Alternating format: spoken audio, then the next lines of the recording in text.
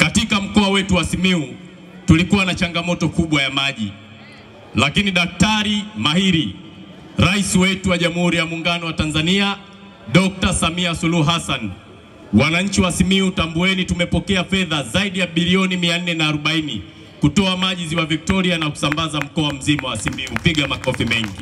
Lakini sambamba na hilo tulikuwa na changamoto ya umeme kukatika, tumeshapokea zaidi ya bilioni 90. Tunajenga substation kubwa ndani ya wilaya ya Bariadi. Changamoto ya umeme inakwenda kufanya nini? Kuisha. Lakini katika miradi ya kitaifa tumeona SGR imekamilika. Bwawa la Mwalimu Nyerere limekamilika.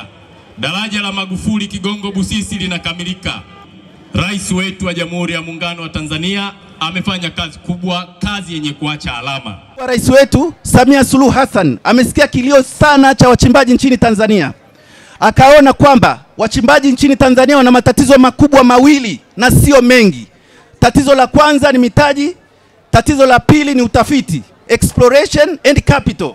Akaamua kumwagiza waziri wetu msikivu, kijana mchapakazi Anthony Mavunde, aunde tume maalum au kamati maalum yenye iliyobobea wataalamu kutoka private sector, kutoka sekta binafsi na kutoka upande wa serikali. Waangalie namna bora ya kutengeneza mabilionea wa Tanzania. Waangalie namna bora ya kuwagawanya wachimbaji katika makundi, tunaita classification, ili iwe rahisi kuwahudumia. Kuangalia namna bora wachimbaji wetu wanavyoweza kupatiwa benki ya kisasa kwa ajili ya mitaji.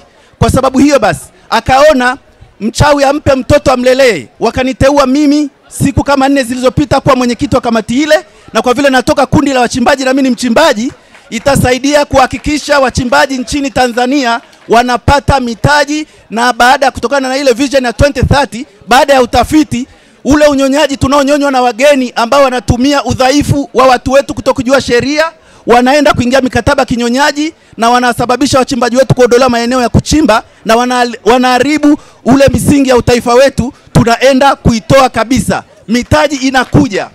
Sisi tulialikwa hapa leo ili tuje tupokee taarifa rasmi ya kazi ambazo shirikisho hili la madini la wachimbaji wa Tanzania limeweza kuasisi na kuandaa mambo mbalimbali ambayo yamefanyika chini ya uongozi wa Mama Samia Suluhu Hassan, Rais wa Jamhuri ya Muungano wa Tanzania. Taarifa hiyo iliandaliwa, ilikuwa ndefu, lakini rais wake amefupisha kwa sababu aliona hali ya hewa inataka kubadilika, ila amenikabidhi hiyo taarifa, nitaifikisha kwa mama yetu Mama Samia Suluhu Hassan. Sasa wakati ninapokwenda kusema machache sana ambayo ninayo, naomba nitangulize shukrani.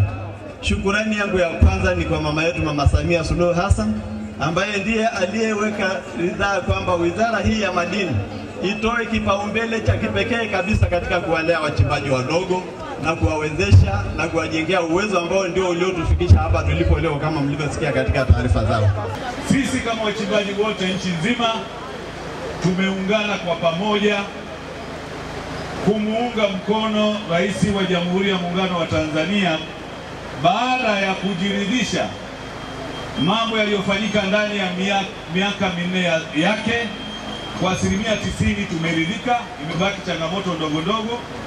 Kwa wote tumekubaliana kwamba tunamuunga mkono, na matembezi haya kuanzia leo ndani ya siku 40 mikoa yote katika maeneo ya wachimbaji yamefunguliwa rasmi na yako wazi. Kwa hiyo mikoa mingine inayofuata ijiandae na iige Simiyu.